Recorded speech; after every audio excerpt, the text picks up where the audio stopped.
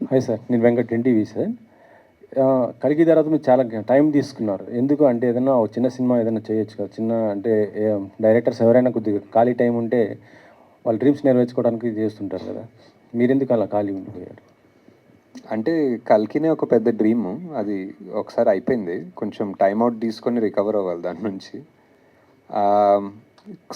ఏదో స్క్రిప్ట్స్ లాగా డెవలప్ చేస్తున్నా. బట్ ఇప్పుడు ఫుల్ ఫ్లెడ్జ్డ్ మూవీ షూట్ చేసేంత టైం కూడా లేదేమో. సో అండ్ ఆల్సో 'కల్కి 2' చాలా వర్క్ ఉంటుంది డెవలప్ చేయడానికి.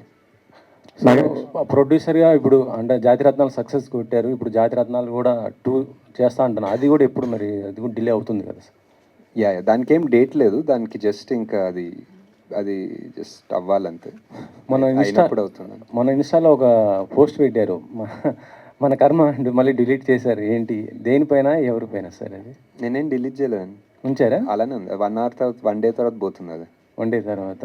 ఎందుకు సార్? అంటే అలా పెట్టడానికి కారణం ఏంటి? లేదు, అదేదో ఒక 400 ఎకరాలు తీస్తున్నారంటే ఇంకా మన కర్మ ఏం చేస్తాం అంటున్నా అంతే. అంటే ఇది గవర్నమెంట్‌కి చేస్తున్నా అంటే దానిపైన మీరేం చెప్పాలనుకున్నా చెప్పండి. ఆ 400 ఎకరాలు సేవ్ చేస్తే మీ ఇష్టం. మీకు ఏదైనా చెప్తాను. అంటే గవర్నమెంట్ మీకు ఏదైనా ఏం కోట్ కావాలంటే అది ఇస్తాను. అంటే గవర్నమెంట్ ఏదైనా సరే ల్యాండ్స్ ఇలా సెలెక్ట్ చేస్తుందంటే ఏదో డెవలప్మెంట్ కోసమే కదా చేసేది. సో ఇక్కడ మీకు అంటే ఆ పర్టిక్యులర్ ఏరియాలో అదొక్కటే గ్రీన్ సింక్, కార్బన్ సింక్ అనుకోవచ్చు. వాట్ ఎవర్ గ్రీన్ ఏరియా అక్కడ చాలా ఉన్నాయి. ఐటీ పార్కులు మోర్ దెన్ ఎనఫ్ ఉన్నాయి. అండ్ నాకు తెలిసి సగం ఐటీ పార్క్ ఖాళీ కూడా ఉన్నాయి. So I feel if you really want to develop something maybe tier 2 cities అనుకోవచ్చు. I don't no.